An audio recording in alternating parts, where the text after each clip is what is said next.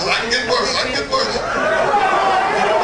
You think you're scared. I can get worse.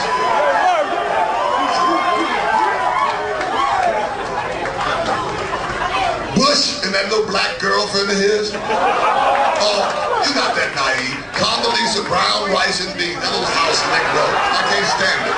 Oh, they fucking, you know they fucking. And the pussy's real good. The hairdo's fucked up, but that pussy's good. And here's the question for the evening. Does Bush eat rice? And I can get worse. Keep it real, keep it real.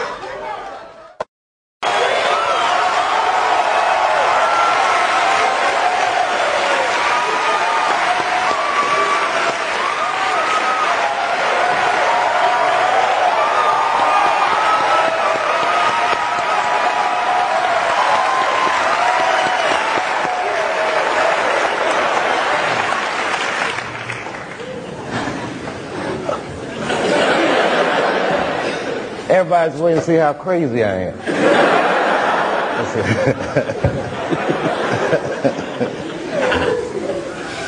Huh?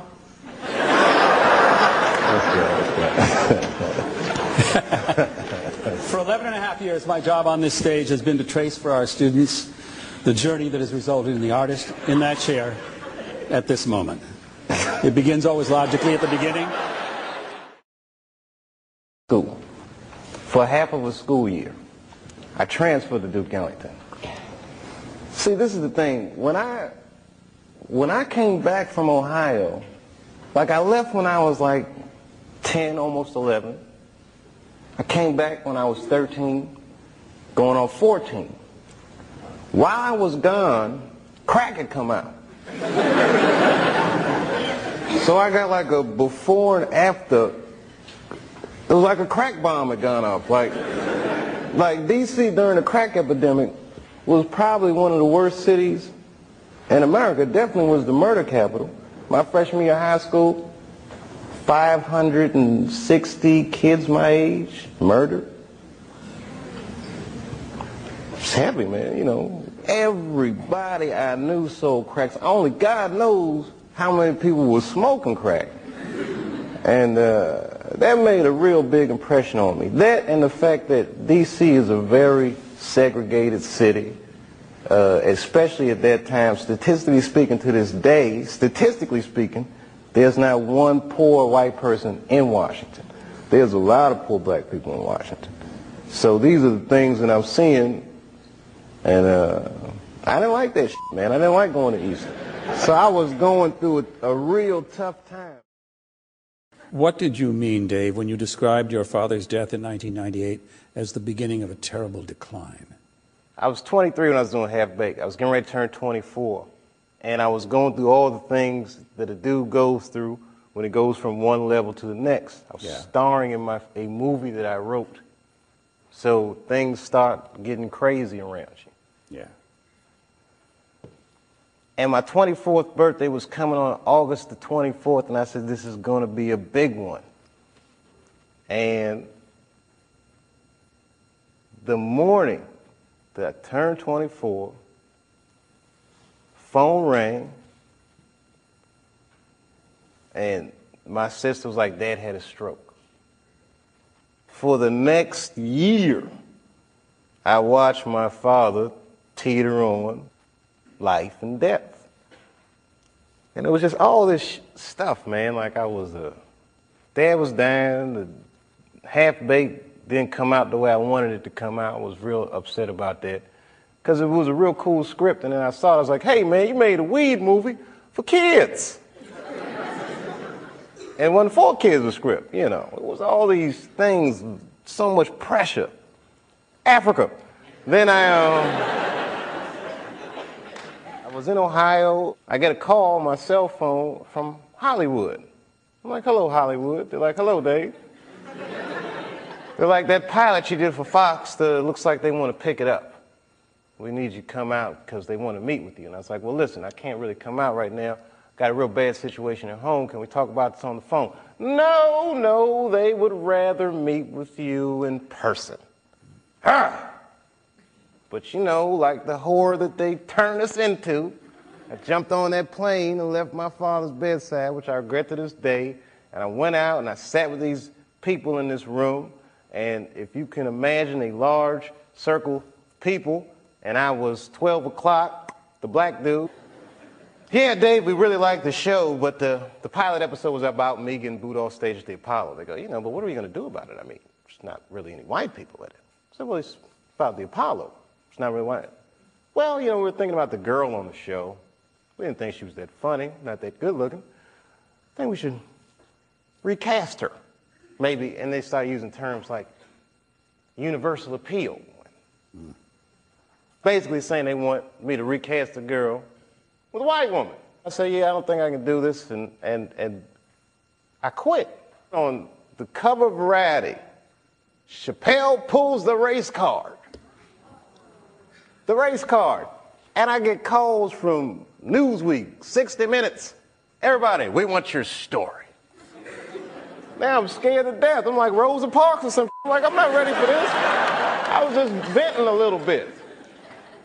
And then, a few months later, Dad dies. And that's hard for a young dude in his life. That's a real tough loss. I was there when he died. And he went from being my father to what are we going to do with the body? Within moments, it was over. And I'm going through all this stuff, and this is the guy I would usually talk to, right? Dead. And I got to figure this out for myself. I don't want to figure this out for myself. You know, I was beat down. I wasn't living right. You know what I mean? Like, the weed thing was just a bad habit at this point. And you know what I mean? All these, you know, chicken head girls you mess with when it comes with the territory. I'm just being real. Just being real. Just wasn't living right, man. I didn't feel good. And the stand-up stuff was just some angry stuff. It was just like I was kind of bottoming out. But when my dad died, because I'd been commuting back and forth to Ohio so much, that's when I bought the farm, which I called the you Hollywood farm. Did you stay in Yellow Springs for a while? I live there to this day. I live there to this day. I'm raising my kids there. Look, man, at that point in your life, it's something so real in contrast to what Hollywood is, a very powerful illusion. And when your dad died, it kind of just broke the spell. Like, oh, this is bullshit. Look, I've been spending so much time doing this. What about my family? What about my friends? Wait, whatever happened to my friends? Damn, I don't even have any friends. Ugh. So I bounced, man. New Year's Eve, 1999, I moved into that farm, and that was it. As far as I was concerned, I was done with show business. This past year, I did the least stand-up I've done since I started.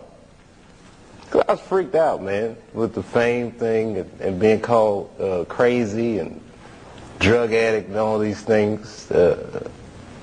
Scared me. You know, being treated that way. Like I'm not a person anymore. You say this shit about me in front of my children, and you know, who the f do these people think they are? And they don't know what happened. You know, I have not spoken about what would make a person walk off the set of a successful show and go to Africa. But again, people don't understand it, so they call me crazy, and I don't like that. What should they understand, Dave? What should they understand? Well, I did 2 seasons, and it was very easy. Not very easy, but I didn't go to Africa. And then suddenly, when I'm getting paid what they said was $50 million, I can't do it anymore. Nobody knows. Nobody remembers that I walked away from the show twice last season. Nobody asked about that. You know, in one of these magazines, Newsweek, it's a very credible magazine. And they're saying, you know, maybe I smoke crack, and it was all innuendo. And the magazine, as credible as Newsweek, I was very surprised that this was happening. And then I got to make some real choices, man. Is that what I want for myself? Did I get too big? Because I like people. I like entertaining. And the higher up I go, for some reason, the less happy I am.